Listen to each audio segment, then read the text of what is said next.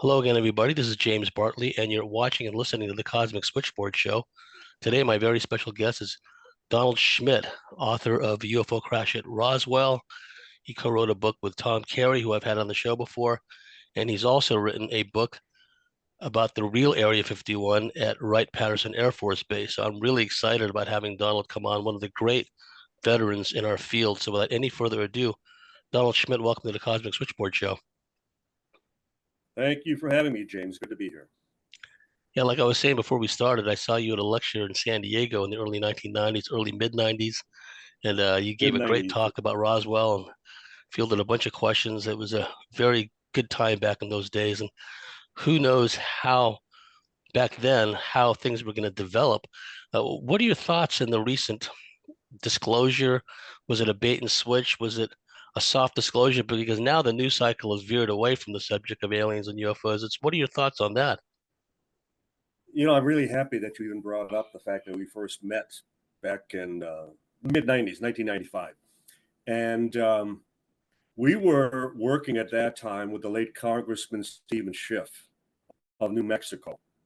So he was essentially representing a good number of constituents who happened to be participants, witnesses to the event in 1947, the crash of this craft of unknown origin and its crew. And so what was exciting was we had dozens of first-hand witnesses at that time still with us who were just champing at the bit to testify and describe firsthand not only what they witnessed, what they held in their hands, what they saw of an extraordinary nature, but also the fact that specifically regarding the civilians involved, how they were threatened, how they were silenced into submission, how parents were taken aside and they were told, "We will kill your children if you ever talk about this publicly." Well, yeah, so it's somewhat rather nostalgic on my part that I look at what's happening today and how convenient that we now have had the first hearings with a potential whistleblower who is not a whistleblower. I'm sorry, he's not a whistleblower. He can't prove anything. He's second and third hand. That's not a whistleblower. And two witnesses, two pilots. Okay, fine. But how convenient that this is all now happening when all of our first-hand Roswell witnesses are gone. They've all passed away. And it's as though it was almost staged. It was as though it was almost planned that for the same reason that the United States government is officially up to 4 explanations regarding Yes. this one event. 4. I always joke that, husbands try that with your wives, at some point, see how far you get. And yet it's the United States government. So it's like, well, what do you expect? And so for the last 2 that came specifically in response to us and Congressman Schiff, and we finally realized they were stalling for time. They were trying to run out the clock, to use that sports, analogy. And that's what they did. In other words, they stalled, they pushed this off the table long enough that now they're safe. Now they can't even provide a first-hand whistleblower, so to speak. And yet we know there are plenty within the military, but they still are, collecting pensions. They still are under, government orders, military orders regarding classified matters, such as this certainly would be. And Roswell never did have its day in court, so to speak. And so that was the reason that even in one of our last books, the Roswell Ultimate Cold Case file, case closed. So in other words, we presented it as Roswell's day in court, where we produced our, we wrote our opening statement, and then our best evidence, our evidentiary, and then our best witnesses, and then all the deathbed testimonies, and then our closing argument. Case closed. We've had many skeptics through the years tell us that we were on the fence, that we were undecided, but after reading your books, reading your work, reading the eyewitness testimony, the firsthand whistleblowers, so to speak, that it convinced us that how can all these people be lying and all speaking contrary to the government's position on all this. And so it's with a mixed reaction that I look at the situation today, because we all lost a golden opportunity that could have blown this sky high, wide open overnight. And now it's like they're dancing, they're dabbling away, as far as like flaying away in the dark, hoping that something sticks. Well, he said, she said, and I heard this story, and again, it doesn't do it. It doesn't cut it. In a court of law, it would go, sorry, where are your witnesses? Well, that's what we hope to still see. But at the moment, they're playing this shell game. They're moving things around. And again, we'll see what ultimately happens. And a couple of quick points to emphasize, not to sound too conspiratorial, but to me, the late, great Congressman Schiff, he just seemed to die an untimely death to me.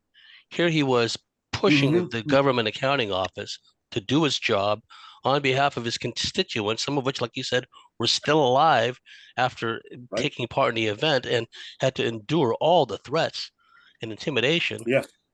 So he suddenly dies of cancer. And then, yes. Yeah, just what are your thoughts on that when you first heard the news? Let me tell you, James, that in September of 1994, the year before we met, and the Pentagon had a press conference. They were responding to our push for congressional hearings and the fact that Congressman Schiff had enlisted the General Accounting Office, the GAO, to actually do a document search through all the branches of the military as well as departments of intelligence regarding Roswell. Okay. They were getting nervous. And even Newsweek magazine at that time described it as a preemptive strike, when they previously had assured Congressman Schiff, should they find anything regarding the Roswell incident in 1947, he would be the first one they would bring to their attention. Well, they didn't. They had a press conference, and it was Colonel Richard Weaver at the Pentagon, and they admitted they lied about the weather balloon explanation. In fact, he used the word lie. And then he presented the new theory, the Mogul balloon project, this Russian spy balloon, the theory being that after we had detonated our first atomic bomb at Trinity site in New Mexico in July of 1945, that with these high altitude sonobuoy balloons that would remain stationary for some extended period of time, and with an acoustic listening device, they would pick up the shock wave from such a test by the Soviet Union. Well, the project failed miserably. It had nothing to do with their first bomb in August of 1949. So let's not talk about how Mogul was so top secret. It wasn't. The project was, yes, the materials were still off the shelf, neoprene rubber, reflective foil for the radar kites, wood, wooden sticks, string, and tape. Off the shelf material that any 5-year-old child would have recognized. Sorry, end of debate. And the fact that according to Project Mogul's own flight log, the very flight 4, that the Air Force cited as being responsible for the Roswell wreckage was scrubbed. It didn't happen. It was a non-launch. So again, in a court of law, the jury would go, what are we discussing here? What are we debating here? You don't even have any documentation to support your theory, as Colonel Richard kept referring to it.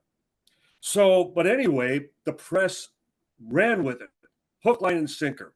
New York Times front page, caption, aliens, once again, turn up to be nothing more than Russian spy balloon, that type of thing.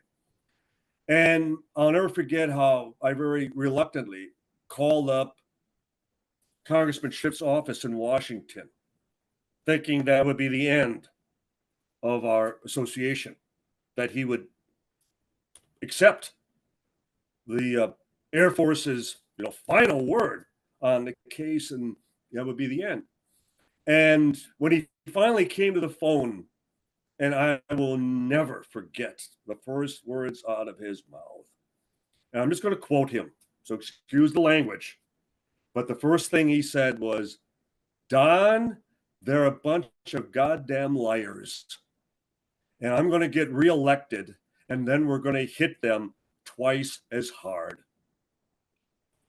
And so that was in 1994. So he was already campaigning as far as his reelection. He did get reelected. We had met in Albuquerque at his home office. We were strategizing. We were getting ready for our second push for congressional hearings. In other words, we had a growing number of the general public that were saying, we don't trust the government. We don't trust them on anything else. Why should we trust them on this? And the fact that now up to the third explanation. And what about the growing number of witnesses to the bodies? More and more witnesses, both military and civilian, were talking about non-human bodies. Well, excuse me, but weather balloons don't have pilots. So again, total disconnect. And then, as you were alluding to, as you were describing James, how he was then, within weeks after being reelected, he's diagnosed with skin cancer. Now, he was 51 years old at the time. He was a lawyer. It wasn't like he had spent a lot of time out in the sun. No, he was a desk person. Wasn't a case of over sun exposure, sunburn. And it started behind his ear, and within weeks, it had moved to the front of his throat. And I had one last conversation with him back at his home in Albuquerque, and it was basically, Don, you guys are going to have to finish it. I've run out of time. And after he passed, and we made public statements in his behalf, and we honored him, and we paid a special tribute to him at our museum in Roswell. And then I get a phone call from a nurse in Albuquerque who worked with his oncologist, who worked with the oncologist who treated Congressman Schiff up to the time of his passing. Mr. Schmitt, next time you are in New Mexico, he would like to meet with you. He'd like to tell you what the congressman said before he died. So he was ready to pass on a deathbed statement. So it would be a couple of months later. I called him immediately after I landed in Albuquerque. I wasn't going to wait. I was going to call him up directly at the hospital, and when can we talk? And it took a few phone calls before I finally had an assistant come to the phone and say, the doctor has nothing to discuss with you. He would like that you would never call and bother him again. So it was like the proverbial phone call. Who warned you? Who scared you off? If I had a budget that I could assign people, I would, because I know who the doctor is, and I know where he still practices. And at some point, I may pay him an unsolicited visit. But nonetheless, it's a stuck record. It happens time and time again, where you have a family member, you have a doctor. We've had doctors, we've had nurses who would like to confess, would like to pass on to us very sensitive, confidential information after the fact. And then just like that, I have nothing more to say. Don't ever call this number again. Frustrating as hell. But it keeps demonstrating to us, James, that we have been going in the right direction all along. If none of this was happening, if it all came too easy, if everyone was lining up, hey, you didn't talk to me, I was there too. If we didn't have to fight and work towards every breakthrough, every piece of information, if we didn't have to work as hard as we did, as diligently as we did with Congressman Schiff and as we have with others, we know we were potentially going in the wrong direction, that it shouldn't be this easy. Like the old saying, you don't take the flak unless you're over the target. We know we're over the target, very much so. We are spot on. Well, thanks for sharing that. It was sad to me, and it was extremely but it instilled a lot of anger in me with what happened to Congressman Schiff. And that's one of the first things I tell the people when I talk about Roswell. Well, look what happened to Congressman Schiff. He was diving deep into this. He was leaving no stone unturned, and then he suddenly died. So one thing I'd like to get out to the so-called whistleblowers you alluded to that was on that panel, they kept doing the same thing that we saw in the Iran-Contra hearings. We're gonna have to have a closed session about that. We really can't discuss that in a public hearing. Right. I mean, we've seen this shtick before. And then and I'm not faulting the guy. I'm not, besmirching his credibility or anything. But when Gorsh, I think that's how you pronounce his name, was asked, Rush. where do these things happen? And I'm looking at the TV screen saying, well, Wright Patterson Air Force Base for one thing. So it's not a big mystery to us where these events have taken place. Now, take people through the chronology, because Roswell was just the starting point, but there were so many witnesses at Wright Patterson Air Force Base that corroborated, that held the same exact material that was described by the people who picked it up in the desert. So please take it from there. Well, you have all this accumulated wreckage. You have essentially the parts of this craft of unknown origin. No one's able to identify it. Lest we forget that on Tuesday, July 8th, the Roswell Army Airfield put out that famous press release where they actually acknowledged they had captured a flying saucer. Banner headlines all around the world.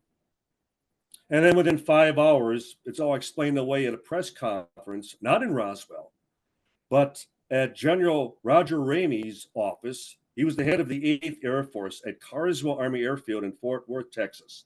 He was the base commander in Roswell, Colonel William Blanchard's boss.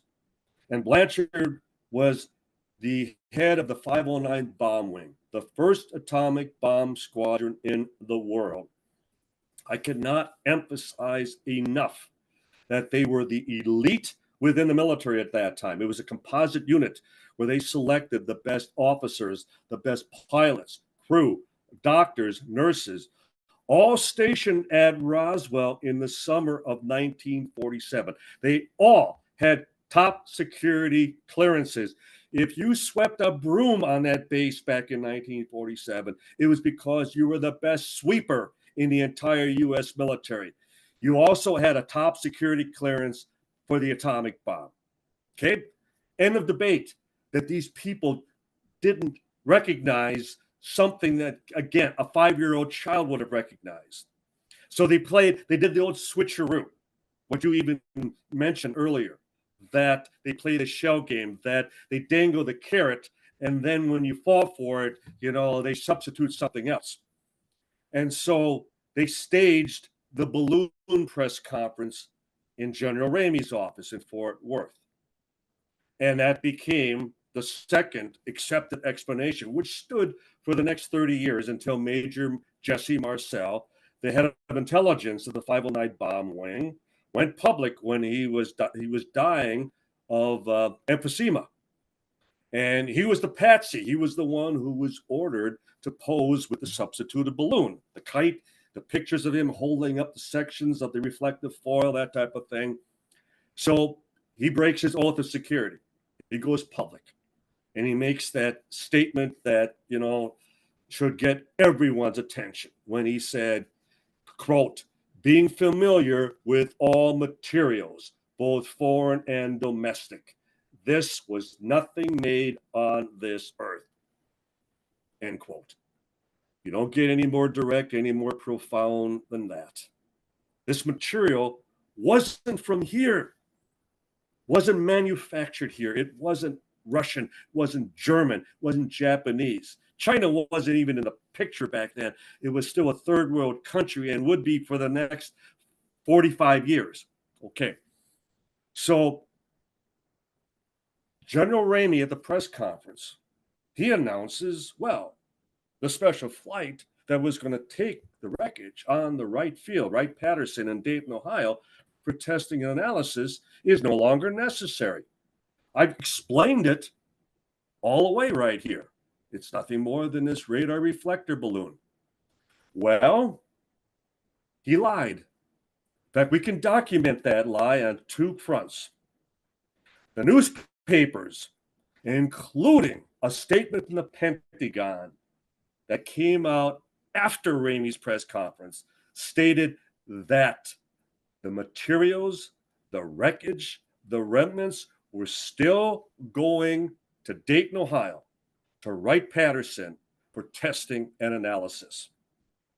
Well, then, in conjunction with the FBI telex from the FBI Bureau office in Dallas at 6:17 that very evening, within a couple hours after the weather balloon press conference, they sent out a telex which stated that based on telephonic conversation and Wright field, the balloon explanation was not true, that the materials were still going to Wright field and it is not a balloon.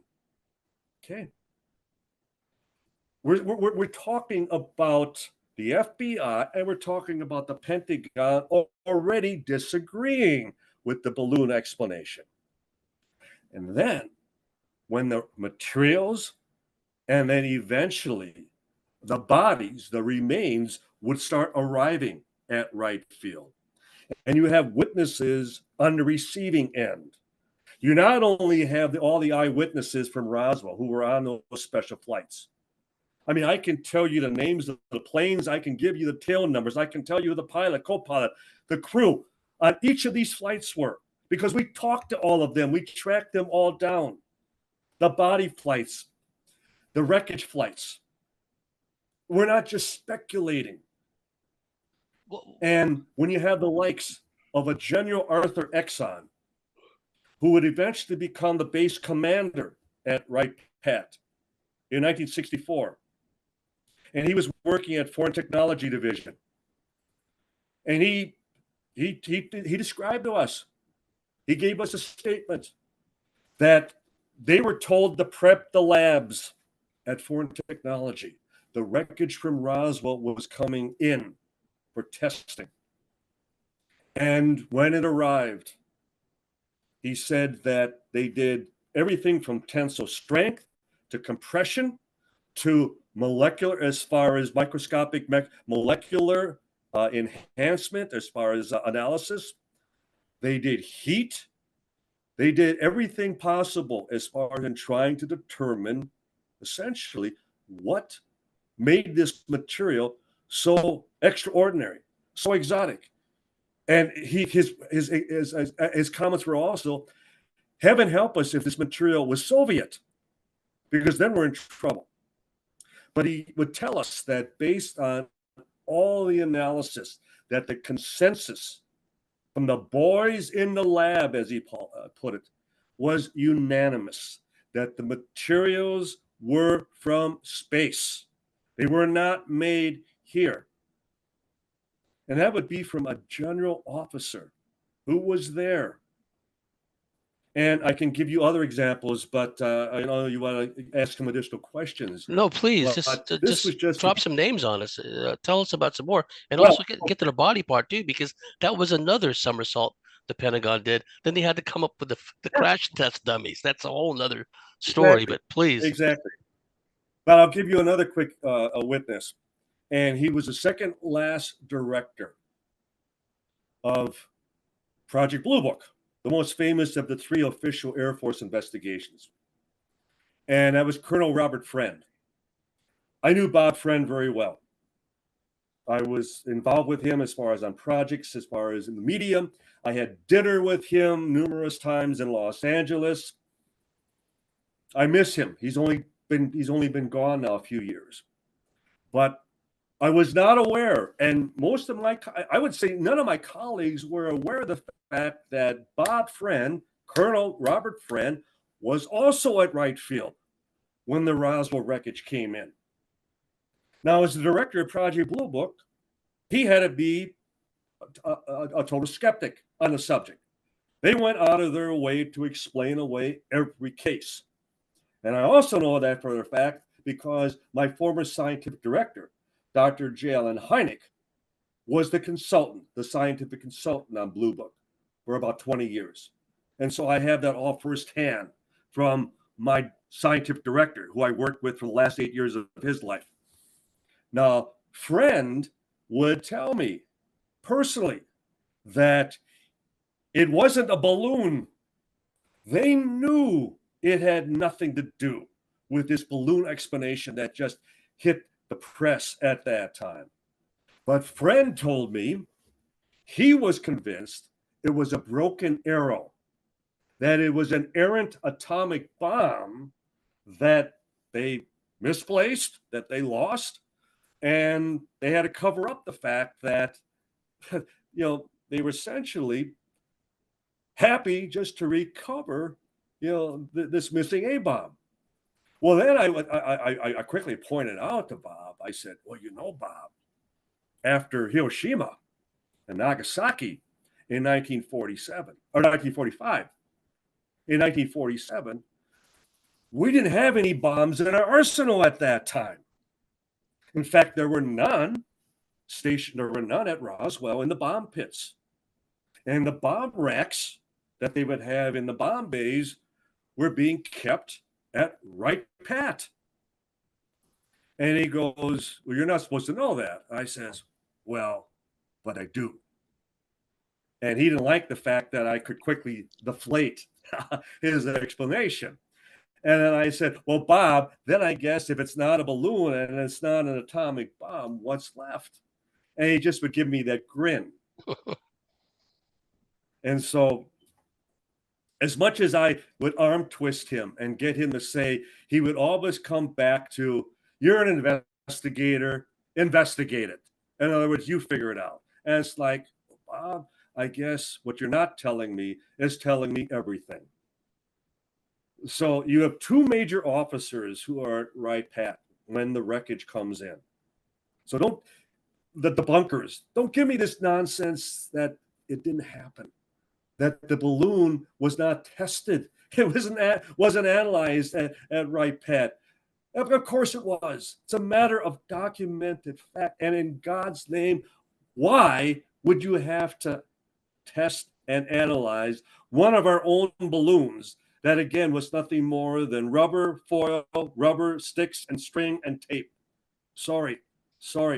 Again, you've lost the debate right there. You've lost again.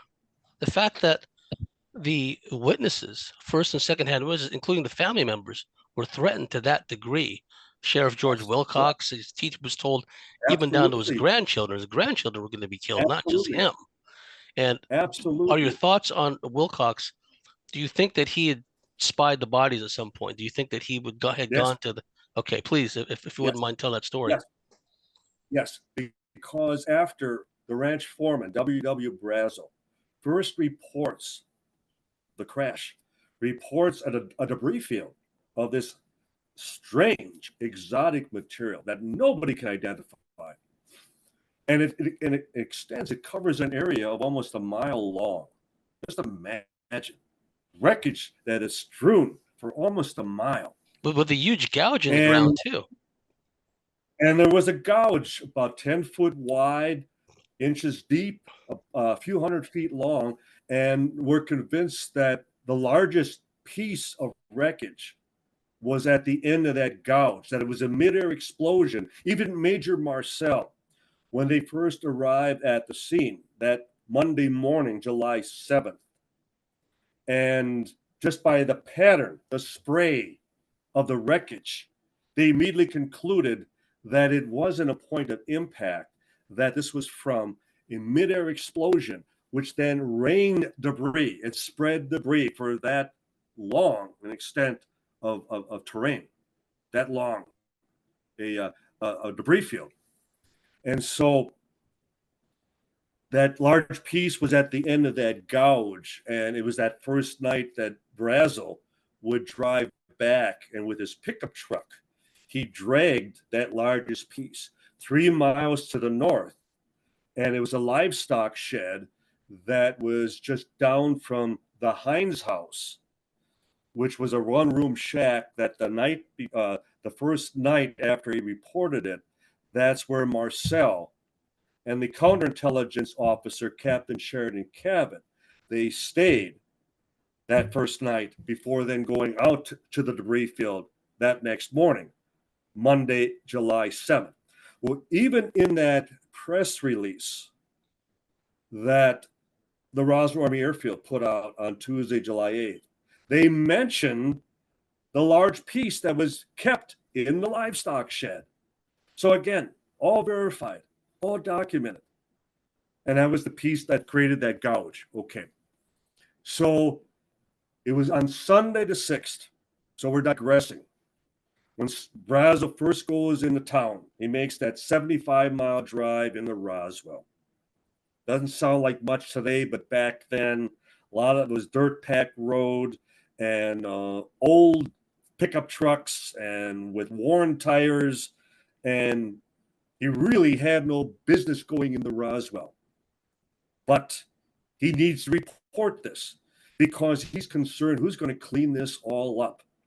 He was upset that he had to divert the sheep 2 miles around the debris field just to get to the water trough. That it's all this wreckage, and sheep and cattle, which were also on that ranch, are like goats. They are notorious in that they will devour, they will eat everything in their path, just as a goat. So in other words, he was concerned that they might start eating this wreckage and would die, would suffocate, would choke on it, that type of thing. So he was just being a responsible rancher. So who's going to clean all that up?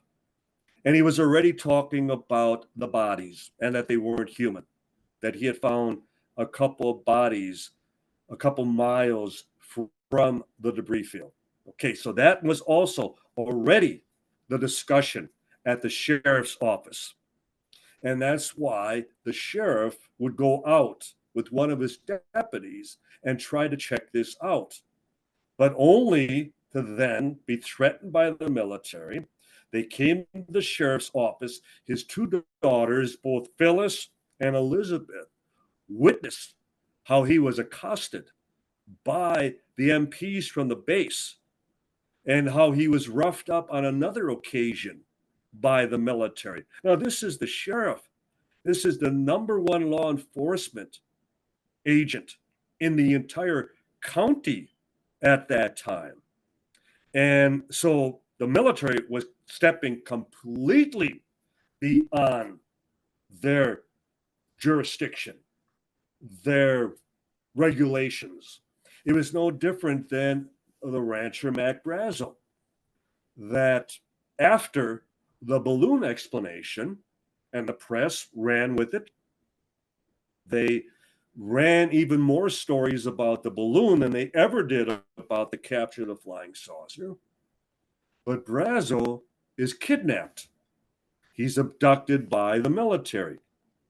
He's kept for 5 full days at the base.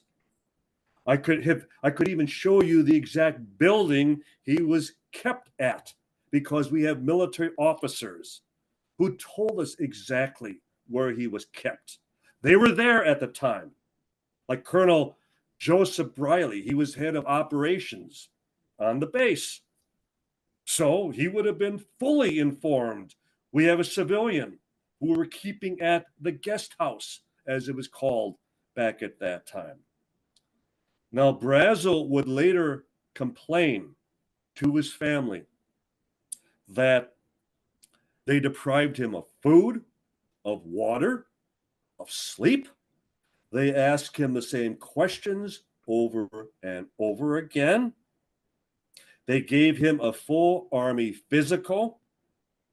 And then he would start talking about the indignity, the embarrassment, how he would never get over it. He was then subjected to a full Army body cavity search. Now, he's a civilian. A full body cavity search. Do you think they were looking for pieces of a balloon? And so, again, in a court of law, the jury would be going, they're behaving as though they're making sure they have every last piece of physical evidence. They're making sure that just as someone smuggling drugs or something else illegal or classified top secret, that they needed to check out every possible hiding place. I mean, in the days to come, they would be going from ranch house to ranch house. They would be searching the houses, the barns, the sheds. They would be slitting open bags of feed. They would be tipping over water tanks. They would be going into their fruit cellars where they would have canned peaches and tomatoes and other things. And they would smash them all, looking for, again, pieces of the physical evidence. These aren't just isolated stories. It's everyone who was out there at that time, and the families describe the military's efforts, their extreme efforts to make sure they had every last piece of physical evidence. And then, as you were mentioning, James, to enforce and reinforce those actions, the physical threats. What we will do to you if you're hiding anything, if we find that you have said anything after we leave, if you talk about this to anyone, and not only are we threatening you, but we will come back and we will take your children. We will kill your children. Again, not just an isolated threat. We've heard this from dozens of the civilians involved. And what authority here in the States does the military have over civilians? Zero. Zero. Unless martial law be declared.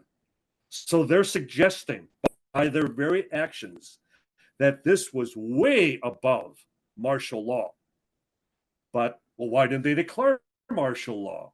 Well, because that would have drawn even more attention to the situation. They've just explained this away as a balloon. And then they should declare martial law? What, are you expecting a balloon attack? You know, are we being threatened by weather balloons? What's going on here? So I guess the point overall, James, is that whether it was the highest ranking officers in the military or down to the very children of the civilians involved, the ranchers, the hired hands, the police, the sheriff, the firemen, everyone is behaving the same. Everyone is acting as though this is something extraordinary, as though they're all reading from the same script. And to me, that's amazing because, as we know, 10 witnesses observe a car accident. You have 10 different versions. You have contradictions from their different vantage points, their backgrounds, what might cause them to perceive it differently. But when you have an unprecedented event, you have something profound. There were no UFO books back in 1947. Even the movies, even the television shows, the novels, how were UFOs, or they weren't even called UFOs, but how were spaceships depicted? Like they were rockets. They were rocket ships. How did the aliens look? Like in Flash Gordon, in Buck Rogers. They look human. So in other words, we weren't even trying to conceive how aliens might look, what they might fly as far as spacecraft. So the reason, and I've had psychologists and psychiatrists even agree with me on this, that the reason the witnesses at Roswell are describing everything in lockstep, in uniformity, is because it happened exactly as they observed it. They're not able to draw from prior experience or from things they've read or seen that have influenced that perception. It's the first time. And I think it almost is like they always talk about, you never forget your first boyfriend or you never forget your first girlfriend because it was the first one. And everyone from there on is compared. But they had nothing to compare this to. And the same thing could be said about their memories. For those of us who are alive, and I'm sure you can think as far as like in Australia, profound events, historic events that you either witnessed or you saw on television as far as newscasts, but they left a lasting impression. I was in fourth grade when, at a parochial school, when the nuns brought in the wheeled-in the television, that there was a report that the President of the United States had just been shot down in Dallas. So from that moment on, from November 22nd of 1963, the day, I can tell you exactly where I was, what the class was, what was being said at the time, and then that entire weekend, glued to the television. And I will for the rest of my life. As people hear with 9/11, or maybe before that, the landing on the moon, that type of thing. Profound, once-in-a-lifetime events. You never forget. You never forget. So this, well, your witnesses, their memories are faded. No. Stop it. Again, you're trying to play doctor, and it doesn't match as far as the human experience. When we experience something once in a lifetime, you never forget it. It is forever etched within our subconscious. So again, another argument that we can quickly dispose of. Excuse me. In the time we got left in the first segment, Donald, what we saw also was not only were people made to be silenced in the submission by the intimidation, but there was some degree of deathbed confession going on at the back end.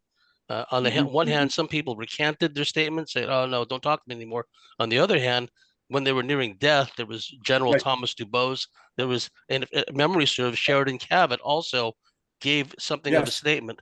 In the time we got left, can you tell us about that? Well, like you mentioned, Colonel Thomas J. Dubose. And Dubose was General Ramey's chief of staff at Fort Worth. So he is pictured in two of the balloon photographs.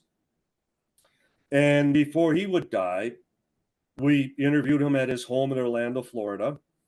And he signed a sworn affidavit. He gave a video deposition where he stated the balloon was a hoax.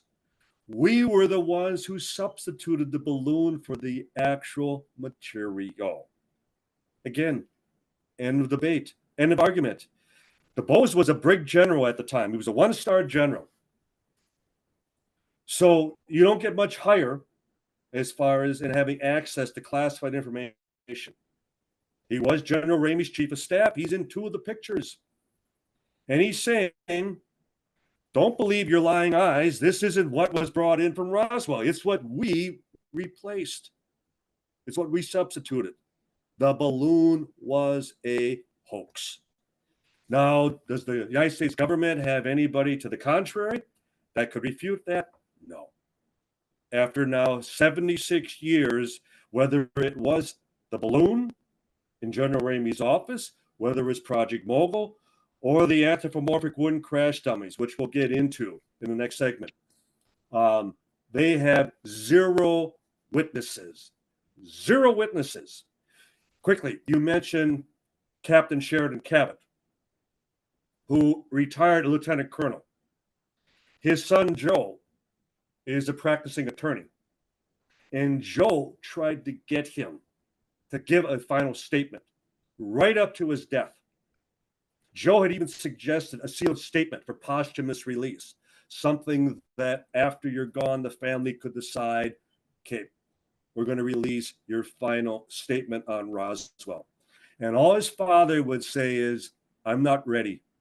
I'm not ready. And it's not that nothing happened. It was a balloon.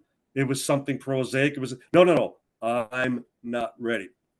Sadly, he was never ready. His doctor told me afterwards, it was the saddest thing, James, that they all sat there a day before he died. And he was sitting up in a chair in his hospital room. And the family was all sharing stories and reminiscing. And Cabot just sat there, not saying a word. As her words, she said, it was as though he was afraid he would say something. That by engaging them, he was afraid he'd give them that opening, that they would quickly, Dad, what happened at Roswell? And he wasn't going to give that to them. So, again, could you imagine a Sheridan Cabot on the stand under oath, talking before the congressional hearings today? Well, we're just getting started here. In the second segment, I'd like your thoughts on Sergeant Melvin Brown. He was one of the ones that saw the bodies as well. A similar scenario, when he was dying, he just kept saying certain things. Donald, can you let our listeners and viewers know how they can contact you and where they can find your books?